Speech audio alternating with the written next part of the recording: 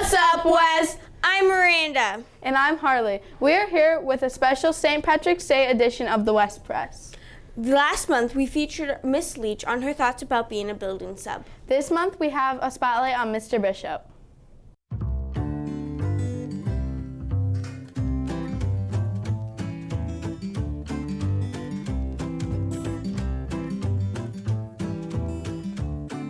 My favorite sport is probably hockey, but I really love to go skiing. If I'm actually doing something, I love to ski.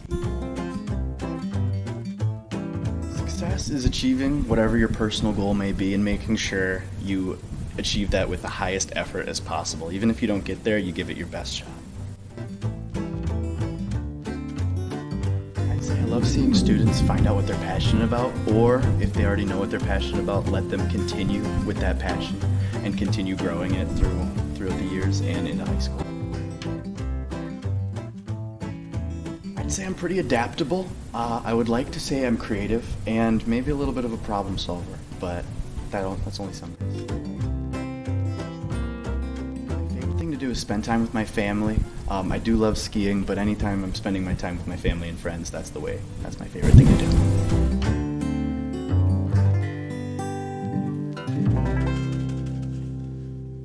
Harley, if you could go see anyone perform live, who would you want to see? Jelly Roll, how about you? Westboro staff asked students who they would choose if they could pick any 3 artists to put on a concert here at our school. Let's see who they would pick.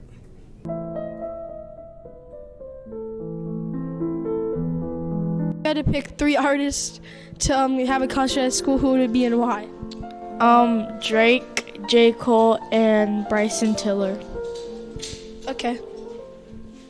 If you were to start a concert at this school, what 3 artists would you bring and why?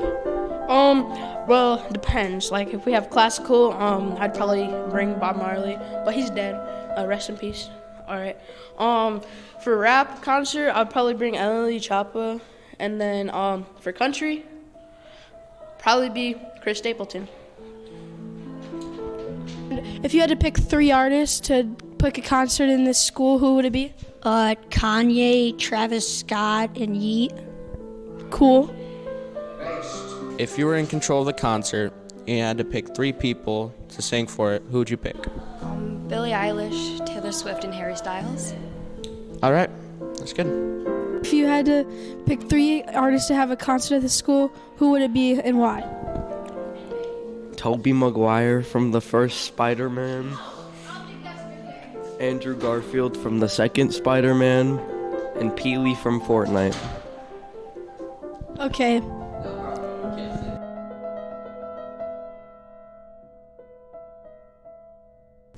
Eighth graders recently finished their big NHD projects. Staff members Eli, Riley, and Anthony caught up with a few students and asked them about their projects.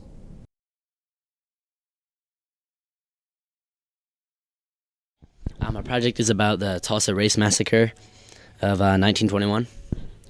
What is that? So basically, in the early 1920s, the Greenwood community of Tulsa, Oklahoma, was the most well-off and most wealthy black community in the United States.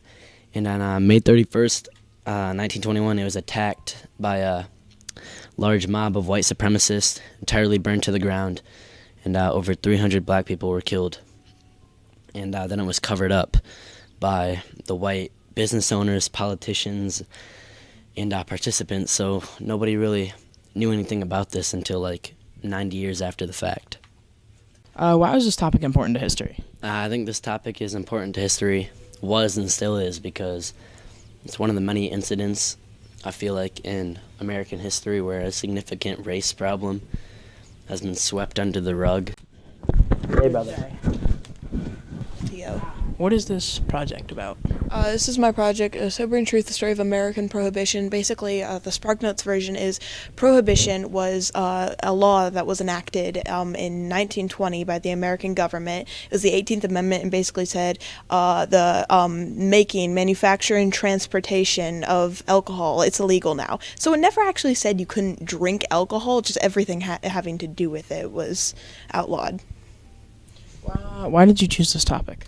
I really found it interesting. The 1920s was a time of great cultural change in America, and originally I was going to do the Jazz Age, which was also the 1920s, but the deeper I looked, the more I realized that Prohibition really changed everything that happened around that time. Why was this an important time in history? This time really, people might not realize it, but so many aspects of culture and media and literature and how we see alcohol today evolved during Prohibition. In many ways we don't realize. During Prohibition, organized crime came about. Speakeasies, my little speakeasies here, illegal establishments, that's where they originated. A lot of our alcohol culture originated from there, and really everything having to do with alcohol came from Prohibition. What's your favorite part about this assignment? I don't know if I could really choose one because it was just all around such a fun assignment.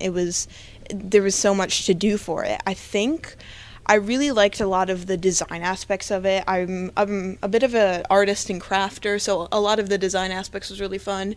I really like the fonts. Don't blame me, but I really like the fonts I chose and the images, and I painted on this little cityscape here. That was really fun. And I do pretty well with design, so that was definitely my favorite part. Did you know that we recently had a guest speaker in the library who talked about their poetry? Let's hear from some of our own students who were able to participate in the workshop to write their own poems.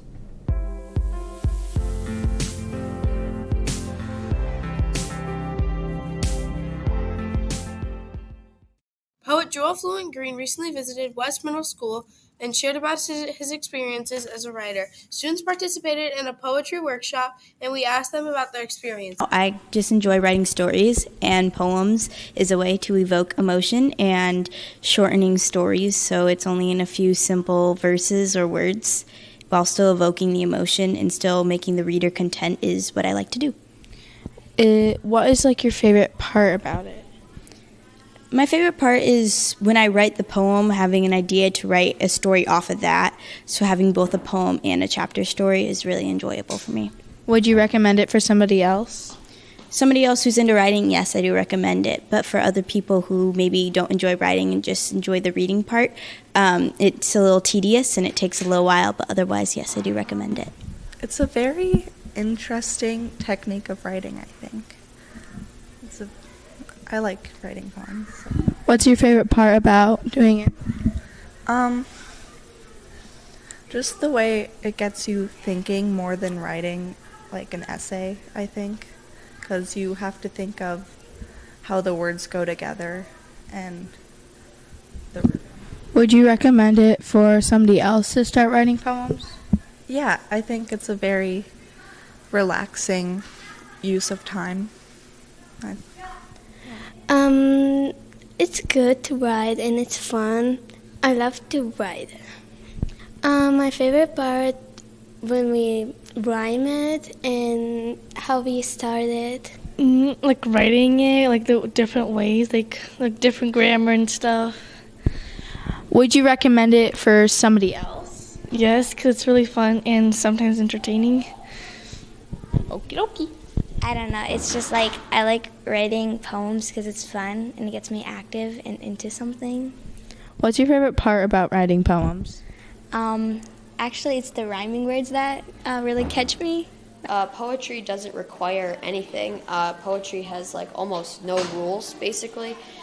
You can write whatever you want and however you want to write. There's this thing called 575. It's syllables.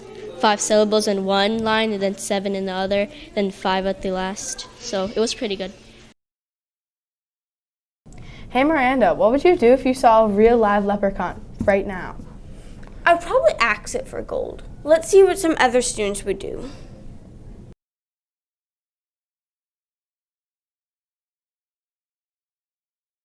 If you saw a leprechaun in the middle of your living room, what do you think you would do? Capture it and then lead him to the rainbow because I need my gold to get everything I want, and then maybe I feel like he would puke up some really cute stuff. Oh, so maybe I'd try it. All right, okay. I would steal all its gold and chop off his limbs and cook them on a grill. All right. I'd probably take all of his gold and cage it, and then I'd sell it for $1,000 on eBay. I would make it be my bestie. Okay, word. I would put it in a cage, and I would take its gold, and then I'd rip its hair off. All right, let's not. No clue. Just a leprechaun just sitting there. Yeah. Would you like make friends with it? Yeah. Like, go in my room and lock my door. What if you saw a leprechaun in the middle of your living room? What would you do? Eat it. Okay. Stick around for some St. Patrick's Day trivia. Let's see what you really know. This is West Press signing off.